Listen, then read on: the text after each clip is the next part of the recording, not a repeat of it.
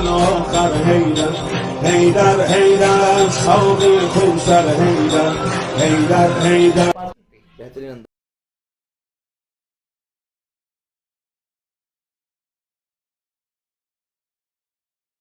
ولا قوة إلا بالله العلي العظيم.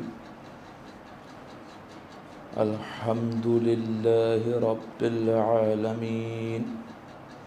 الصلاة والسلام على رسول الثقلين جد الحسن والحسين ومحبوب رب المشرقين والمغربين سيدنا ومولانا وطبيب قلوبنا وشفيع ذنوبنا أبي القاسم المصطفى محمد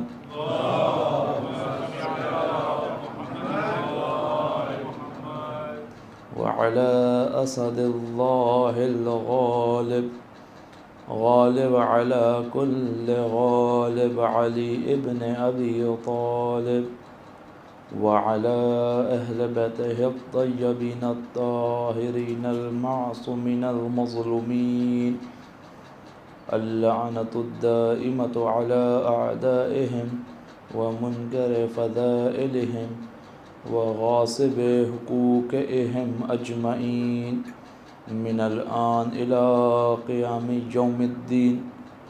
أما بعد، فقد قال امام الحسین علیہ السلام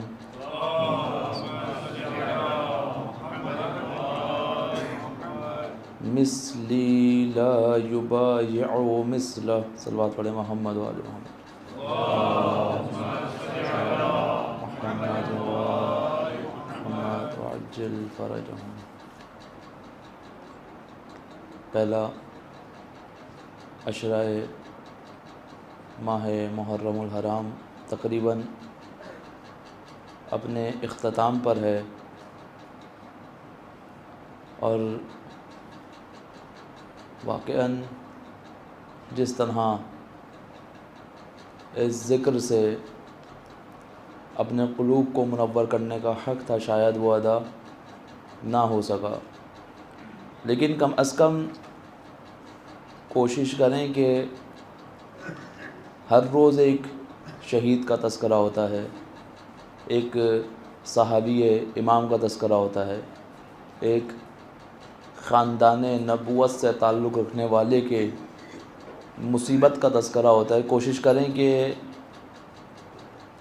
کسی ایک سے پیغام ہدایت لیں اور عہد کریں کہ کم از کم کوئی ایک ایسا کام جو ان ایام سے پہلے ہماری زندگی میں نہیں تھا اس کو اضافہ کیا جائے، اور کم از کم ایک ایسی برائی جو انسان کے وجود میں موجود ہو اس کو چھوڑا جائے.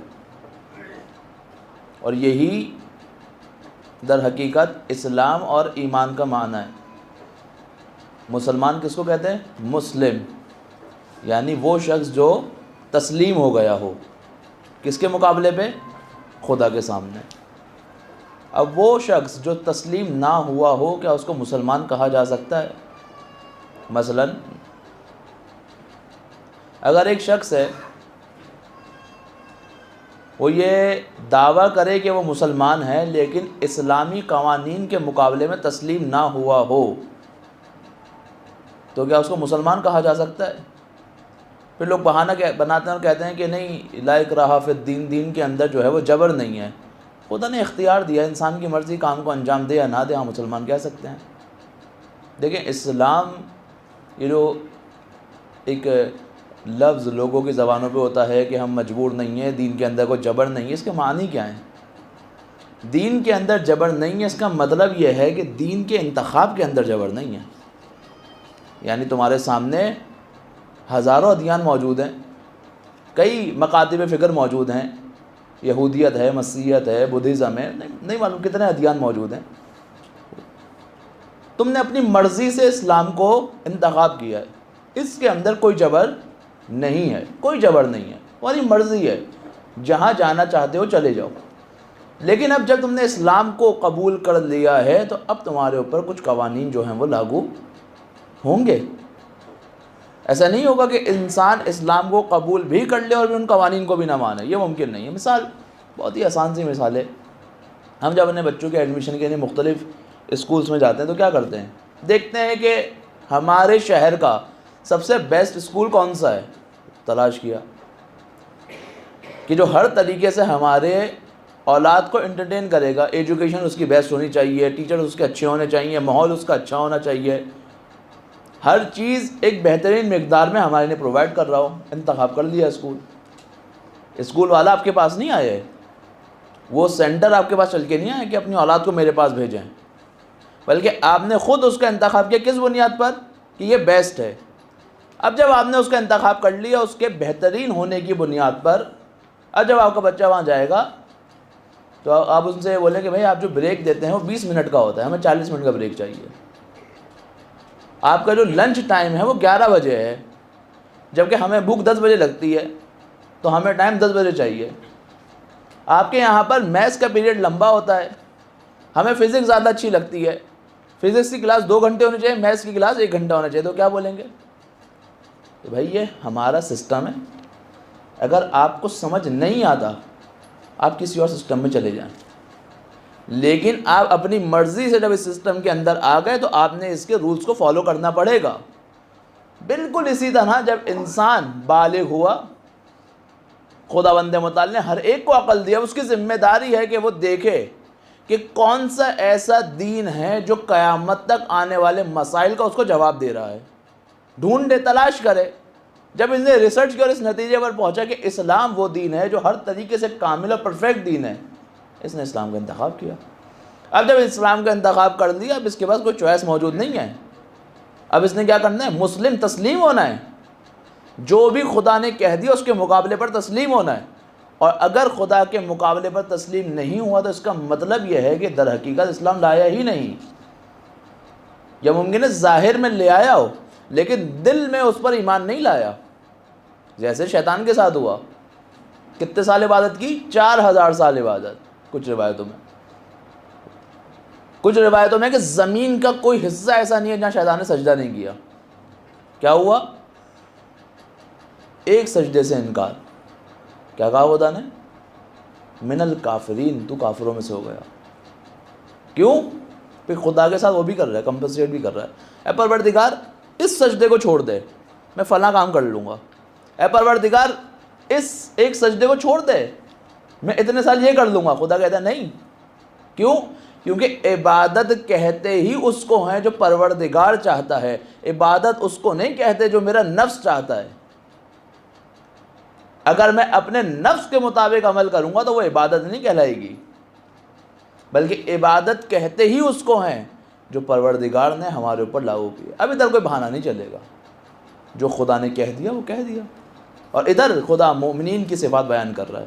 کیا کہتا ہے پروردگار عالم، بسم اللہ الرحمن الرحیم، سورۃ توبہ آیت نمبر 111، ان اللہ اشتری من المؤمنین انفسهم واموالهم، کہ خداوند متعال نے خرید لیا ہے مومنین سے، کس کو، ان کی جان کو اور ان کے مال کو، کس چیز کے بدلے، بِأَنَّ لَهُمُ الْجَنَّةَ، خدا نے جنت کے عوض مومنین سے ان کی جانوں کو اور ان کے مال کو خرید لیا ہے۔ جناب امیر کی وہ حدیث یقیناً آپ لوگوں کے ذہنوں میں ہوگی، فرماتے ہیں کہ اپنے نفس کا کم از کم سودا کس کے عوض کرو، جنت کے عوض کرو۔ ایسا نہ ہو کہ تم اپنے نفس کا سودا دنیاوی چھوٹی چھوٹی خواہش کے عوض کر دو۔ واقعی عجیب ہے، انسان تنہائی میں بیٹھا ہوا ہے، فلاں کلپ فلاں ویڈیو دیکھنے کا خیال آیا، اب فوراً اس کے ذہن میں سوال آنا چاہیے کہ یہ جو اپنے نفس کو بیچ رہا ہے یہ کس کے عوض بیچ رہا ہے، کیا سودا کیا کر رہا ہے، ایک کلپ کے عوض اپنے ایمان کو بیچ رہا ہے، ایک گناہ آلود نگاہ کے عوض اپنے ایمان کو بیچ رہا ہے۔ اور مولا کائنات کیا کریں، کم از کم درجہ، بالکل لیسٹ لیول کیا ہے، جنت مانگو، کم ترین درجہ یہ ہے۔ انسان جب کلام کرے، بات کرے، ایک لفظ کے عوض اپنی آخرت کو نہ بیچ دے، بلکہ خدا کہہ رہے ہیں مومن سے ہم نے اس کی جان کے عوض اور اس کے مال کے عوض کس کو خرید لیا ہے؟ انسان کی مرضی کو خرید لیا۔ اب انسان کی جو مرضی ہوتی ہے وہ پروردگار کے پاس چلی جاتی ہے، انسان کا جو مال ہے وہ پروردگار کے پاس ہے، پروردگار نے بدلے میں کیا دیا اسے؟ جنت۔ دیکھیں جہاد کی کچھ قسمیں ہیں، ایک جہاد نفسی ہے، جہاد مالی ہے، یعنی مال سے جہاد کرنا، اپنی نفس سے جہاد کرنا۔ اب یہ جہاد نفسی بھی دو قسم کا ہے، ایک نفس یعنی اپنے وجود سے جہاد کرنا جو میدان جنگ میں ہوتا ہے، اور ایک جہاد کیا ہے؟ انسان اپنی نفسانی خواہشات کے مقابلے پر جہاد کرتا ہے۔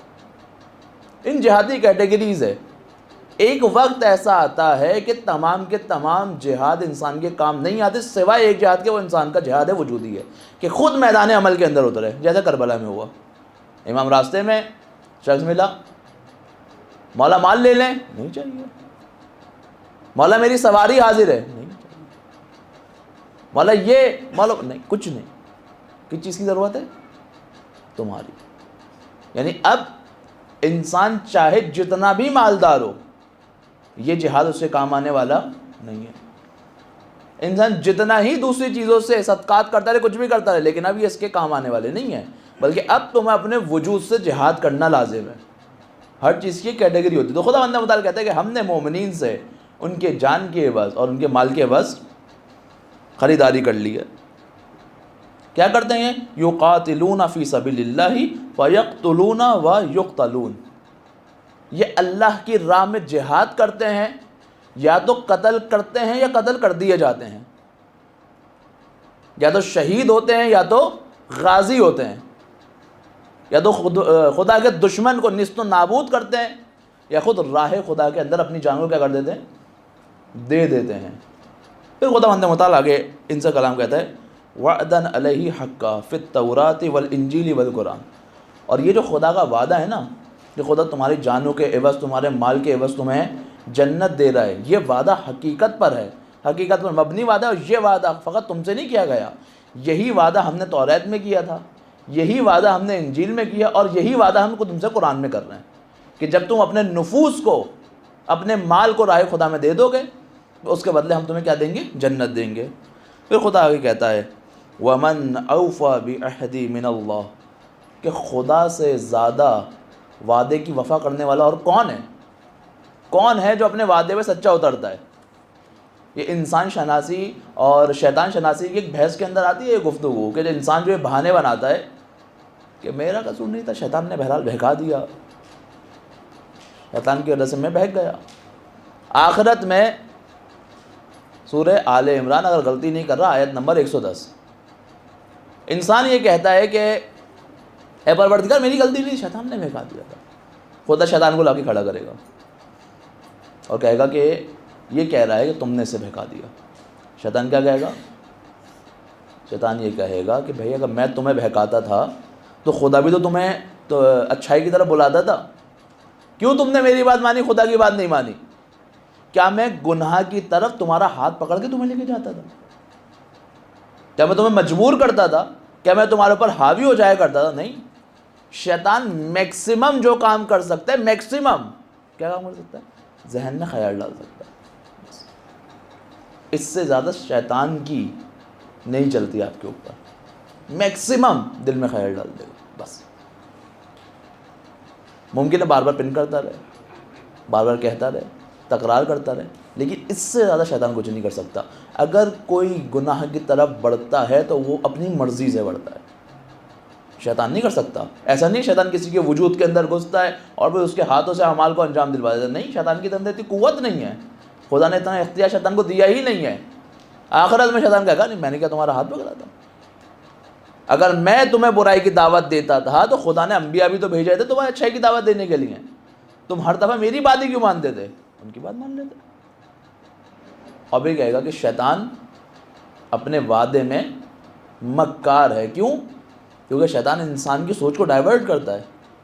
خدا نے لذت رکھی ہے عبادات کے اندر، امام فرماتے ہیں کہ خدا نے جس چیز کے اندر سب سے زیادہ لذت رکھی ہے وہ نماز ہے، لیکن گناہگاروں پہ اس لذت کو حرام قرار دے دیا گیا ہے۔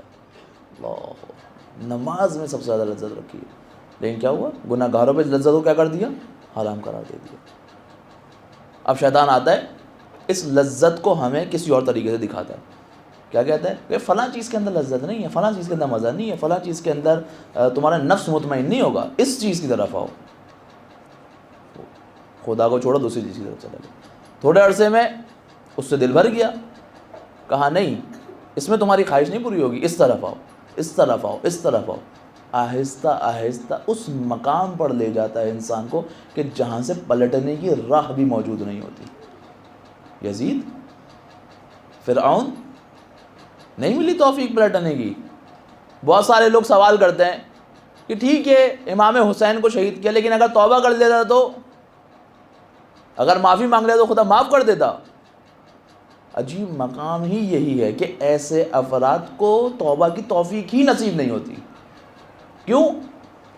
کیونکہ راہ خدا سے ہٹتے ہوئے ایسے مقام پر آ جاتے ہیں کہ اب وہاں سے پلٹنا ناممکن ہو جاتا ہے۔ جن افراد کے کانوں میں معصومین کی آواز اور کلام اثر کرنا چھوڑ دے، پھر کوئی راہ نہیں بچتی بچنے کی، پھر انسان کے پاس کامیابی کی طرف بڑھنے کی کوئی راہ نہیں بچتی۔ خدا کیا کہہ رہے ہیں ان لوگوں سے کہ اور خدا سے زیادہ کون ہے جو اپنے وعدے کی وفا کرنے والا ہے؟ خدا حتماً تمہیں اس کے بدلے کیا دے گا؟ جنت دے گا۔ پھر مبارکباد دیتا ہے، فَاسْتَبْشِرُوا بِبَيْعِكُمُ الَّذِي، کہ تمہیں مبارک ہو یہ جو تم نے خرید و فروخت کی ہے، بَعَيْتُمْ بِهِ وَذَلِكَ هُوَ الْفَوْزُ الْعَظِيمُ، اور یہی تمہارے لیے بڑی کامیابی ہے۔ یہ جو تم نے خرید و فروخت کی ہے ابھی خدا کے ساتھ، یہ تمہارے لیے بڑی کامیابی ہے۔ کس کے لیے؟ مومنین کے لیے۔ اور پھر اگلی آیت میں سورۃ توبہ کے اندر خدا ان مومنین کی چند صفات بتاتا ہے۔ 9 صفات خدا بند متعال جو ہے ان مومنین کی بتاتا ہے کہ جنہوں نے اپنے نفس اور اپنے مال سے جہاد کیا۔ کون ہے یہ؟ سب سے پہلی صفت، التائبون العابدون الحامدون السائحون الراکعون الساجدون الآمرون بالمعروف ونہون عن المنکر والحافظون لحدود اللہ وبشر المؤمنین۔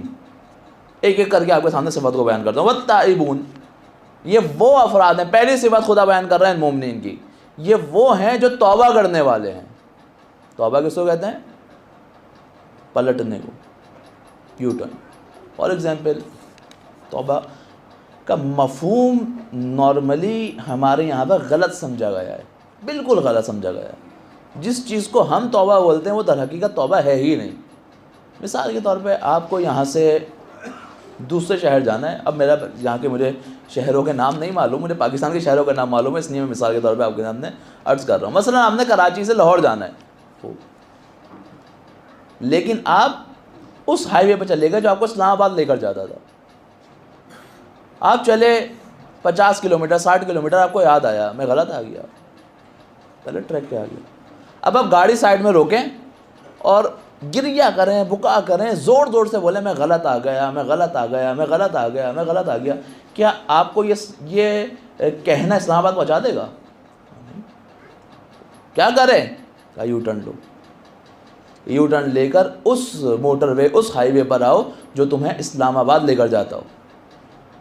پھر اب جو تم نے اپنا وقت ضائع کیا ہے، تمہیں 10 گھنٹے میں پہنچنا تھا، 2 گھنٹے تم نے اپنے راہ کے اندر ضائع کر دیا، اب کیا کریں؟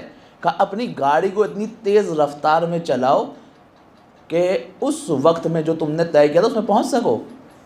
انسان کو زندگی کے کسی موقع پر یہ یقین ہو گیا کہ میں غلط آ گیا تھا، راہ اہل بیت سے ہٹ گیا، کیا کرے؟ راہ کو تبدیل کرے، فوراً اس ٹریک پر آئے، اس راہ پر آئے جو اہل بیت کا راہ ہے۔ اب کیا کرے؟ راستے پر آ گیا، کیا کرے؟ کہا اب اتنی زیادہ نیکیاں انجام دو کہ جو تم نے وقت ضائع کیا ہے موت سے پہلے اس مقام پر پہنچ سکو جو خدا نے تمہیں نہیں رکھا تھا۔ یہ توبہ کا اصل مفہوم ہے۔ بیٹھ کر زبان سے کہنا توبہ نہیں ہے، بلکہ اپنے عمل کو تبدیل کرنا اور پھر جو وقت ضائع کیا ہے اس کو کور اپ کرنے کا نام توبہ ہے۔ اب اس سے بات مثال سے اور چیز آپ کے لیے واضح ہوگی۔ اگر کوئی شخص جلدی سدھر جائے تو پلٹنے میں بھی کم وقت لگتا ہے، جلدی اپنی راہ کے اندر آتا ہے، جلدی نیکیاں کر کے اس کو کور کر سکتا ہے۔ لیکن اگر انسان کو خیال دیر میں آئے تو بعض اوقات ایسا ہوتا ہے کہ پلٹنے میں، جیسے کیا کیا اس نے، فرعون نے کیا، البتہ اس کی مکاری اپنی جگہ۔ کب کہا اے موسیٰ میں آپ پر آپ کے خدا پر ایمان لاتا ہوں؟ جب دریا نیل کے اندر ڈوب رہا ہے، اب فائدہ نہیں ہے تمہاری اس توبہ کا۔ جب حضرت موسیٰ اتنے معجزات تمہیں دکھائے تھے، جب تمہیں خیال کیوں نہیں آیا؟ جب کیوں نہیں پلٹے تم؟ اب یہ توبہ تمہاری کسی کام آنے والی نہیں ہے۔ اس لیے جناب امیر فرماتے ہیں گرمیوں کے روزے، جوانی کی عبادات اور سردی کی تہجد جناب امیر کو پسند ہے۔ مین کیا ہے؟ جوانی کی عبادت۔ انسان بعض اوقات اس وقت عبادت کی طرف بڑھتا ہے جب گناہ کرنے کے قابل نہیں رہتا، اس وقت کیا فائدہ؟ اس وقت تمہارے پاس کوئی چوائس ہی نہیں تھی، اب تم ہمارے پاس آ گئے۔ جب اپنے اختیار سے آتے تو وہ اور کمال تھا، اب تو تمہارے پاس کوئی چوائس ہی نہیں تھی، تم نے کہا چلو زندگی کا آخری وقت ہے، خدا کو یاد کر لیتا ہوں۔ یہ حکایت ہے، نہیں معلوم حکایت ہے سچا واقعہ۔ بہرحال ایک شخص کربلا پہنچا، زری کے سامنے کھڑا ہے امام کی، کہا مولا بڑی دیر میں بلایا آپ نے، بڑی دیر میں توفیق دی کہ میں آپ کی زیارت کے لیے آیا۔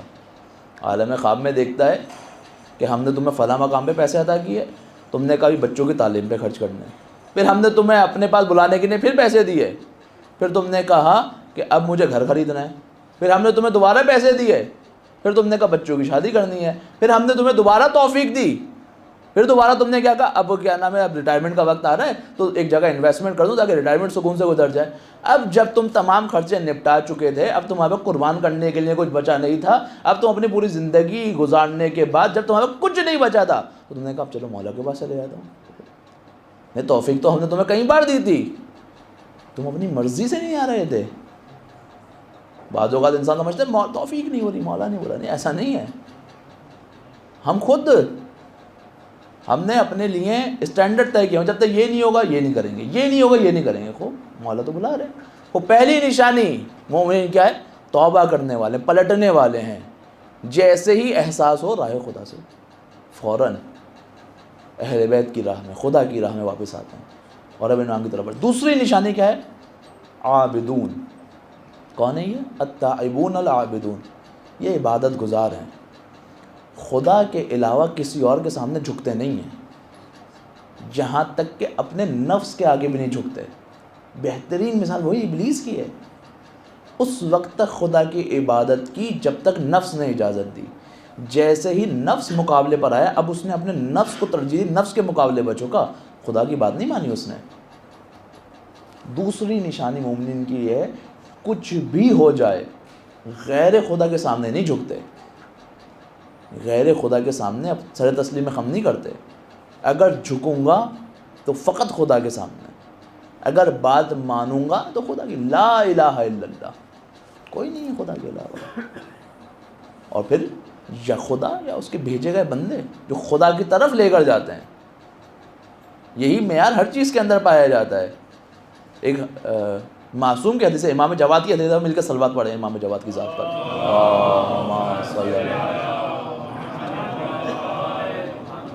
امام فرماتے ہیں کہ اگر کوئی خطیب، کوئی خطاب کرنے والا ایسی گفتگو کرے کہ تم خدا سے نزدیک ہونے کے بجائے اس کی ذات سے نزدیک ہونا شروع ہو جاؤ، تو اس کا مطلب یہ ہے کہ وہ خطیب الہی خطیب نہیں ہے، الہی ذاکر نہیں ہے، خدا کا پیغام تم تک نہیں پہنچا رہا۔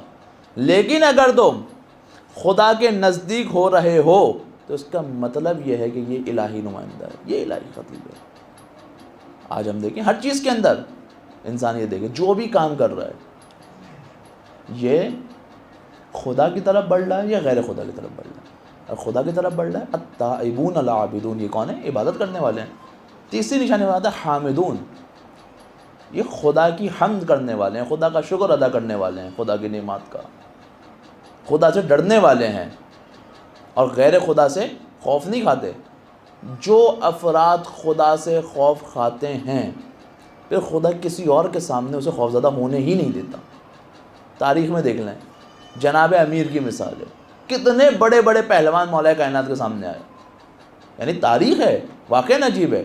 عمر ابن عبد ود جس کے سامنے بڑے بڑے عرب کے پہلوان جاتے ہوئے ڈر رہے ہیں، مرحب کہ جس کے سامنے بڑے بڑے لوگ مقابلہ کرتے ہوئے گھبرا رہے ہیں، مولا کائنات خود اٹھ کے رسول خدا سے کہہ رہے ہیں اے رسول میں جاؤں؟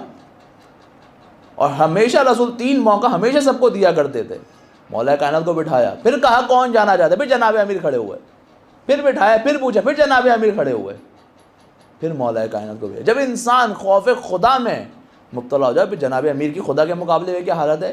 روایتیں ہیں کہ جب اذان کا وقت آتا تھا تو ذکر الہی سے مولا کائنات کا چہرہ زرد ہو جایا کرتا تھا۔ خدا کی عظمت کے مقابلے میں خود کو دیکھ رہے ہیں، اور جب خدا کی عظمت کے سامنے خوف زدہ ہو رہے ہیں تو وہ خدا کسی اور کے سامنے مولا خوف زدہ ہونے نہیں دے رہا۔ وہ کمال عطا کیے ہیں کہ در خیبر اکھاڑ کا بیگا، تو سوال کرنے والے سوال کیا آپ تو اتنے لاگر ہیں، نہ آپ غذا اتنی کھاتے ہیں، یہ کیسے آپ نے انجام دیا؟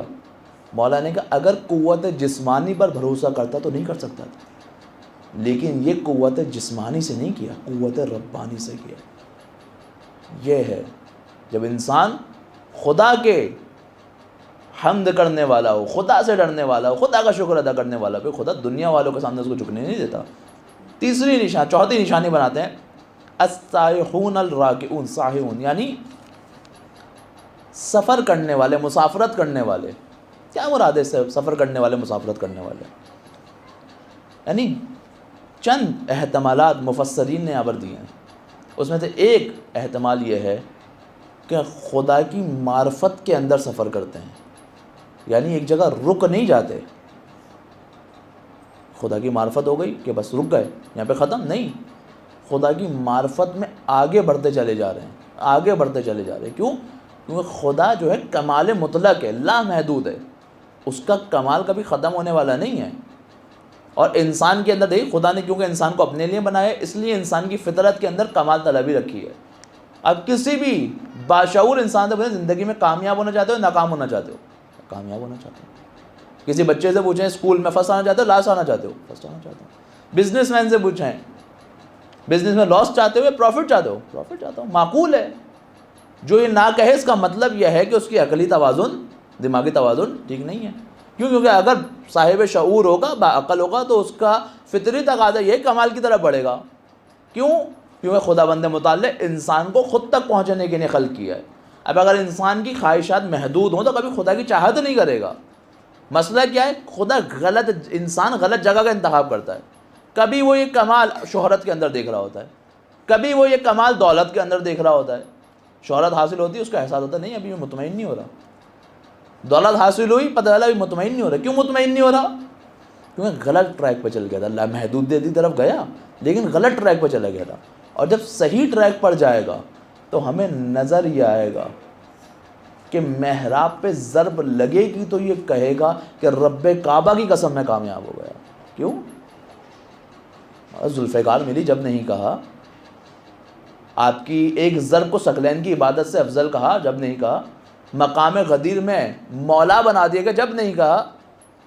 کیوں؟ کیونکہ اب وہ سفر اختتام پر پہنچا ہے جو خدا کی طرف ہے۔ البتہ اس ظاہری دنیا کے اندر عالم برزخ کا سفر اور پھر دوسرا عوالم کا سفر اپنی جگہ موجود ہے بہرحال۔ تو راہ خدا میں، خدا کی معرفت میں سفر کرنے والے ہیں۔ چوتھی صفت الراکعون الساجدون، خدا کے سامنے ہی جھکتے ہیں اور سجدہ کرتے ہیں۔ ایک اصطلاح ہے جو بہرحال غلط معروف ہے اور لوگ جو ہے وہ دیکھنے والے بھی غلط سمجھتے ہیں۔ وہ کیا ہے؟ وہ ایک سجدہ ہے، سجدہ تعظیمی جس کو کہا جاتا ہے۔ یعنی کہتے ہیں کہ کوئی شخص در اہل بیت پہ جائے سجدہ کرتا ہے، کہا یہ شرک ہے، فلاں جگہ جائے سجدہ کیا شرک ہے۔ لیکن سمجھنے کی ضرورت ہے، سجدہ تعظیمی نام کی کوئی چیز مکتب اہل بیت کے اندر موجود نہیں ہے۔ سجدہ تعظیمی وہ جو اہل بیت کے یہاں جھک رہے ہیں وہ شرک ہے؟ نہیں، شرک نہیں ہے۔ کیوں شرک نہیں؟ کیونکہ وہ سجدہ نہیں ہے۔ سجدہ کہتے ہی اس کو ہیں کہ جب انسان کسی کو معبود مان کر، لائق عبادت جان کر اس کے سامنے جھکے، اس کو سجدہ کہا جاتا ہے۔ صرف جھکنے کا نام سجدہ نہیں ہوتا۔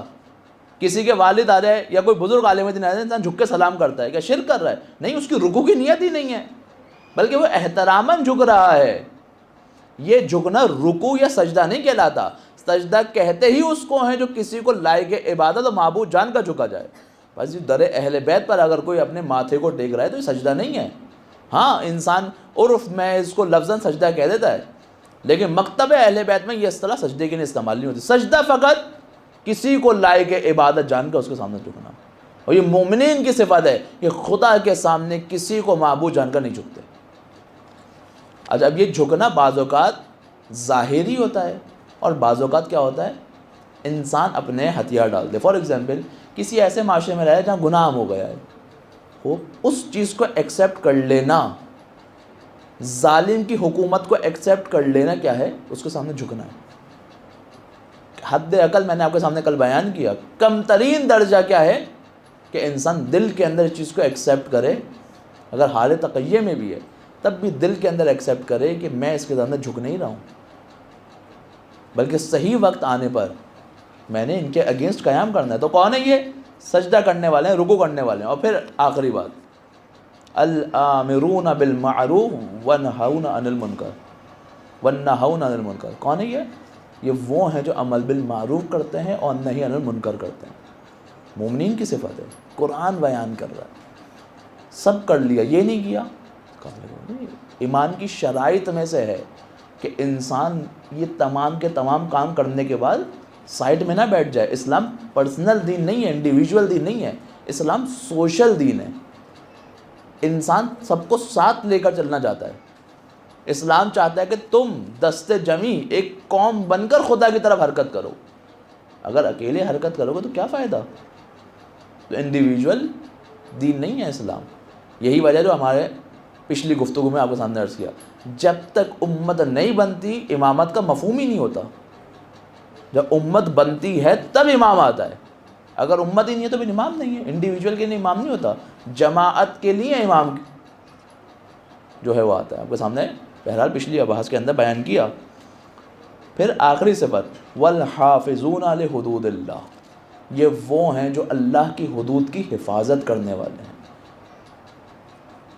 وہ شعائر، وہ مقامات جو خداوند متعال سے منسوب ہیں وہ خدا کی حدود میں آتے ہیں، چاہے وہ اہل بیت ہوں، چاہے وہ اسلامی حکومت ہو، چاہے وہ افراد ہوں، چاہے وہ نظریات ہوں، چاہے وہ اعتقاد ہوں.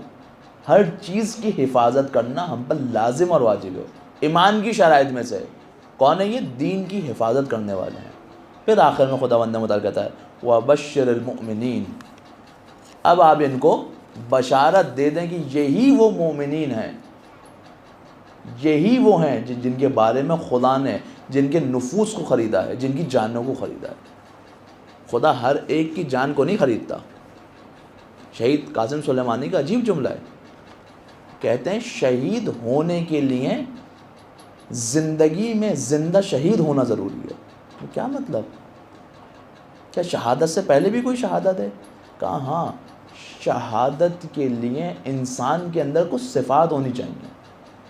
اگر وہ صفات انسان کے وجود کے اندر ہوں اور وہ طبیعی موت بھی مر جائے تو شہادت کی موت ہے. کیوں؟ کیونکہ راہ خدا میں کوشش کرتا ہوا مرا ہے. اور اگر کوئی شخص ایسی موت مرے جو میدان جنگ میں ہو لیکن اللہ کے لیے نہ ہو، رسول خدا کی زندگی کا معروف واقعہ ہے. ایک شخص جو ہے وہ میدان جنگ میں قتل ہوتا ہے. لوگ کہتے ہیں کہ اتنے شہید ہوئے. رسول خدا نے کہا نہیں، ایک کی تعداد کم کی. کہا نہیں رسول خدا اتنے شہید ہوئے. رسول نے کہا نہیں، فلاں شخص جو ہے وہ خدا کی راہ میں شہید نہیں ہوا. بولا کیوں؟ کیا وجہ ہے؟ کہا دوران جنگ کسی ایک دشمن کی سواری اس کو پسند آ گئی. اب وہ اس لیے جنگ کر رہا تھا کہ میں اس دشمن کو مار کے اس کی سواری کو لے لوں. کیا ہو گیا؟ اب وہ جیسے ہی اس کے دل کے اندر غیر خدا کی محبت آئی، اب وہ جہاد سے نکل گیا. اب وہ جو جنگ کر رہا ہے خدا کے لیے نہیں کر رہا بلکہ اپنے نفس کی خواہش کے لیے کر رہا ہے. ان تمام کی تمام صفات کو رکھیں ایک طرف اور آپ کربلا کو اٹھاؤ، تدویق کرتے جائیں کہ کون سی ایسی صفت ہے جو کربلا والوں میں موجود نہ ہو. تائبون، توبہ کرنے والے، پلٹنے والے راہ خدا کی طرف، سجدہ کرنے والے، رکوع کرنے والے. راہ خدا میں معرفت کی مسافرت کرنے والے، اور پھر دین خدا کی حفاظت کرنے والے، عمل بالمعروف کرنے والے، نہی عن المنکر کرنے والے۔ عجیب صفت ہے۔ تمام کی تمام صفات کسی ایک واقعے میں آپ کو ظاہر ہوتی ہوئی نظر آئیں گی، تو وہ کربلا کے اندر، اس کے علاوہ کسی اور جگہ نظر نہیں آئیں گی۔ اور کربلا میں امت کا امتحان بھی بہت سخت لیا گیا ہے۔ دو شخصیات ایسی ہیں کہ جو اسلام کی بڑی شخصیات سے شباہت رکھتی ہیں۔ حضرت عباس کے بارے میں علماء نے لکھا ہے کہ مولائے کائنات سے شباہت رکھتے تھے، اور حضرت علی اکبر کے بارے میں علماء نے لکھا ہے کہ ان کی شباہت رسول خدا سے بہت زیادہ تھی۔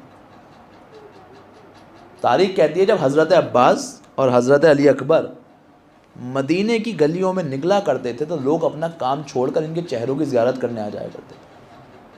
لیکن ایک عجیب عمل ہمیشہ لوگوں نے دیکھا کہ حضرت عباس ہمیشہ اپنے سر کو جھکا کے رکھتے تھے۔ سوال کرنے والے نے سوال کیا کہ آپ چچا ہیں، آپ بڑے ہیں، آپ کیوں ہمیشہ اپنے سر کو جھکا کر رکھتے ہیں؟ فرمایا کیا تمہیں نہیں معلوم اکبر رسول خدا کی شبیہ ہیں؟ کیسے ممکن ہے کہ عباس ان کے سامنے اپنے سر کو اٹھا کر رکھے؟ کیسے ممکن ہے؟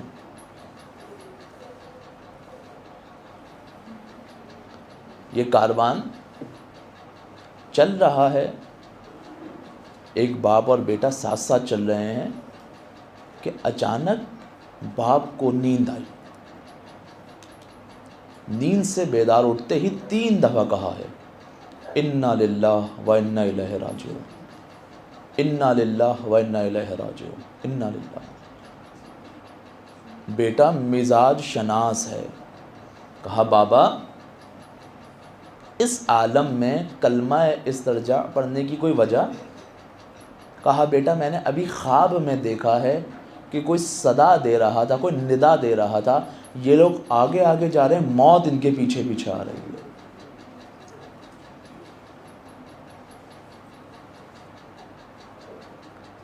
سفر تمام ہوا، سرزمین کربلا میں پہنچے، روز عاشور آیا، ایک ایک کر کے تمام شہداء نے جنگ کرنا شروع کی، یہاں تک کہ جب تمام کے تمام انصار و اصحاب شہید ہو چکے تو مقاتل نے لکھا ہے سب سے پہلے جو بنی ہاشم میں سے جنگ کرنے گئے ہیں وہ حضرت علی اکبر ہیں، سب سے پہلے۔ اب بہرحال اس سے بحث نہیں کون پہلے گئے کون بعد میں گئے، لیکن بہرحال مقاتل نے لکھا ہے کہ سب سے پہلے جو جنگ کی نیت سے نکلے ہیں، جہاد کی نیت سے نکلے ہیں، وہ کون ہیں؟ حضرت علی اکبر ہیں۔ اپنے بابا کے پاس آئے، بابا مجھے اجازت دیجئے کہ میں بھی مقتل میں جا کر جہاد کروں۔ کچھ نہیں کہا امام نے، فوراً اجازت دی ہے۔ تمام مقاتل لکھتے ہیں ایک لہجے کے لیے بھی امام نے کچھ نہیں کہا۔ کیوں؟ کیسے کہہ دیں امام، سب سے پہلے اپنے بیٹے کو بھیجنا چاہتے ہیں۔ لیکن راوی یہ لکھتا ہے کہ جب حضرت علی اکبر نے اجازت دی اور سوار ہوئے تو امام نے ایک مایوسانہ نظر حضرت علی اکبر کے چہرے پر ڈالی۔ ابھی چلنا ہی شروع ہوئے تھے، چند قدم ہی گئے تھے، تیزی سے میدان کی طرف بڑھ لے علی اکبر، لیکن کیا دیکھا؟ پیچھے سے آہٹ آ رہی ہے۔ رکے، پیچھے مڑ کر دیکھا، کیا دیکھا؟ کہ بوڑھا باپ پیچھے چلا آ رہا ہے۔ ادب کا تقاضا، فوراً رکے، اتر کے آئے، بابا ابھی تو آپ سے اجازت لے کر آیا ہوں۔ کہتے تو کیا کہتے، شاید یہی کہنا چاہ رہے ہوں گے علی اکبر، اے کاش تیرا کوئی جوان بیٹا ہوتا۔ ہم مصائب سن سن کر اتنے عادی ہو گئے ہیں کہ ہمیں محسوس ہی نہیں ہوتا۔ کچھ مصائب، بالخصوص علی اکبر کے مصائب، فقط وہی سمجھ سکتا ہے جس کا کوئی جوان بیٹا ہو۔ امام نے کہا اے علی اکبر تمہیں اجازت ہے، تم جاؤ، بس جب تک ممکن ہو نا مڑ مڑ کے اپنے باپ کو دیکھتے رہنا۔ پھر خدا کی بارگاہ میں ہاتھوں کو بلند کیا، اے پروردگار گواہ رہنا، اب میں اس جوان کو بھیج رہا ہوں جو اشبہ الناس خلقن خلقن و منطقن برسولک، اے پروردگار گواہ رہنا، اب میں اس جوان کو بھیج رہا ہوں جو صورت میں، جو سیرت میں، جو گفتار میں، جو کردار میں تیرے رسول سے سب سے زیادہ شباہت رکھتا ہے۔ اے پروردگار جب مجھے یہ خواہش ہوتی کہ میں رسول کی زیارت کروں تو میں علی اکبر کی زیارت کرتا۔ کربلا کا آغاز بھی علی اکبر نے اپنی اذان سے کیا ہے۔ میدان کی طرف بڑھے، 3 دن کی بھوک بھی ہے، 3 دن کی پیاس بھی ہے، لیکن مقتل لکھتا ہے وہ جنگ کی ہے، کیونکہ فنون جنگی تمام کے تمام بنی ہاشم نے حضرت عباس سے سیکھے ہیں، امام علی کے پوتے ہیں، امام حسین کے بیٹے ہیں۔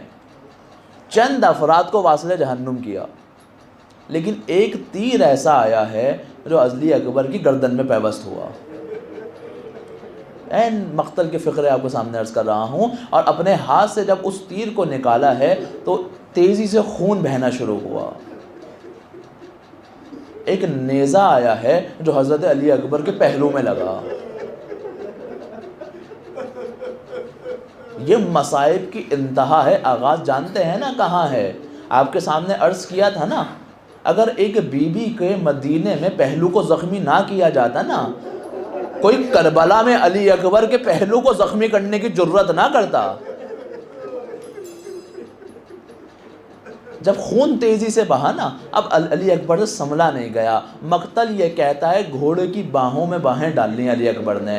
اب جہاں سے بھی یہ سواری گزرتی تھی نا تو مقتل کے فکرے ہیں کہ لعینوں نے اپنی تلوار سے علی اکبر کے جسم کے ٹکڑے ٹکڑے کر دیے۔ اب جب زین سے زمین پر آئے ہیں نا، خیمے کی طرف نگاہ کر کر کہتے ہیں السلام علیکہ یا ابا، اے بابا میرا سلام قبول کیجئے۔ مولا حسین تیزی سے آئے ہیں اور شاید کہا ہو اے اکبر مجھے صدا دو، مجھے کچھ نظر نہیں آتا۔ جب بیٹے کے جنازے پر پہنچے ہیں نا، جب خاک چھٹی ہے تو کیا دیکھا ہے؟ دیکھتے یہ ہیں کہ جوانی کے عالم میں خاک اور خون میں علی اکبر غلطاں ہیں۔ جنازے کے پاس آئے ہیں، سر کو پہلو میں لیا، ارے رخسار پہ رخسار کو رکھا۔ علی اکبر اپنی ایڑیاں کربلا کی سرزمین پہ رگڑ رہے ہیں۔ بیٹا کیا ہوا؟ کہا بابا یہ جو نیزہ ہے نا پہلو میں، یہ بہت تکلیف دے رہا ہے۔ ارے تاریخ لکھتی ہے حسین نے دونوں گھٹنوں کو زمین پر رکھا، ایک ہاتھ سے نیزے کو تھاما۔ عجب نہیں ہے کہا ہو اے بابا شاید در خیبر اکھاڑنا آسان تھا، ارے لیکن جوان کے سینے سے اس نیزے کو نکالنا، اللہ رے اللہ کیسی کیسی قربانیاں دی ہے۔ جیسے ہی نیزے کو نکالا ہے علی اکبر کی روح اِنَّا لِلَّهِ وَإِنَّا إِلَيْهِ رَاجِعُونَ، ماتم حسین۔